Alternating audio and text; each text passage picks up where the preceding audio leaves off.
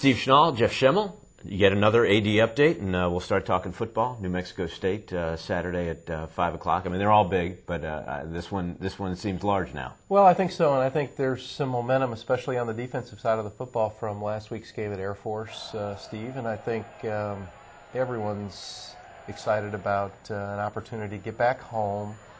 We have 5 of our next 6 games at home, and I think it's an opportunity for us to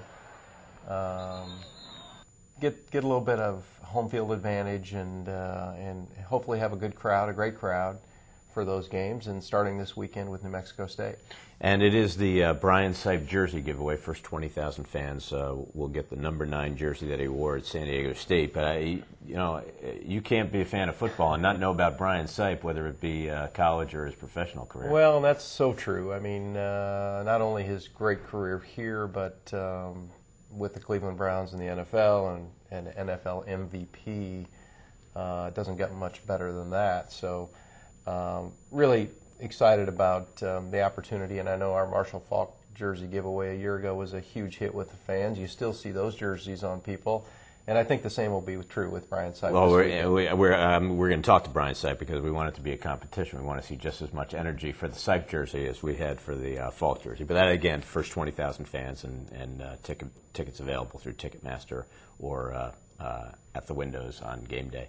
Let's talk a little bit about both soccer programs, which really are doing quite well. The men had an upset victory against UC Santa Barbara, 6th-ranked team in the country, and the women are doing just as well. Good speech.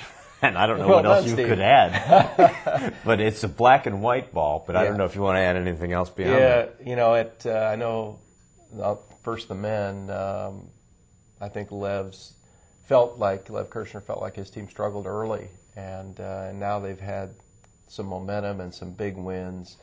The win against Santa Barbara was a huge win, and then they followed that up with a tough 1-0 win over Princeton to win the tournament. So I know Lev's excited about where we're going again, and he's starting to get a little healthier with his team, and they got hit by the flu bug a little bit and some injuries. So I know he's looking for momentum now as we attack the Pac-10 season. And remember, we play in the Pac-10 in men's soccer.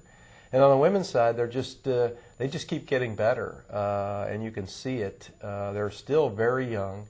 I think Mike Friesen would tell you that they're still making mistakes, but a talented bunch, a very hard-working bunch, and you can see the results. They're playing well and winning games.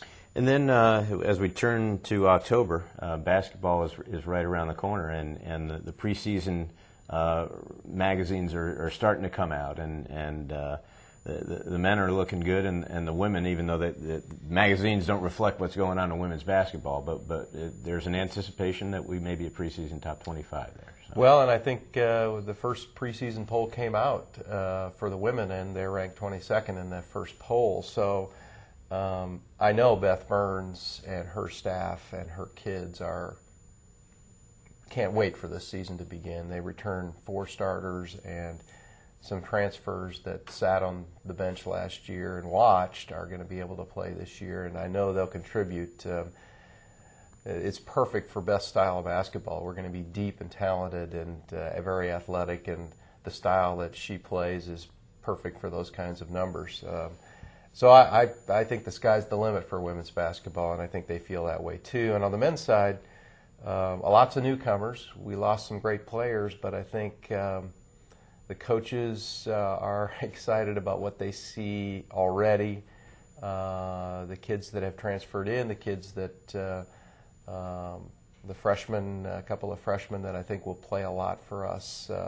So it's easy to see the smile on Coach Fisher's face these days. And when you see the consistency that's evolved over time, certainly over a longer period for the men, but the women already under Coach Burns, I mean, there's this consistency of people leave the program, they graduate, but then there's a wealth of talent that comes in, it seems now. Well, they used to say about some teams they don't recruit, they reload, and you start to get that little bit of that feeling with both of these programs.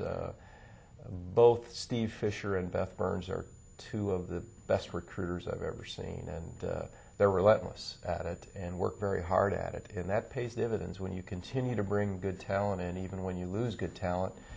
and then both are such great coaches that you know that we're going to be good. Jeff, thanks again for another update. My pleasure.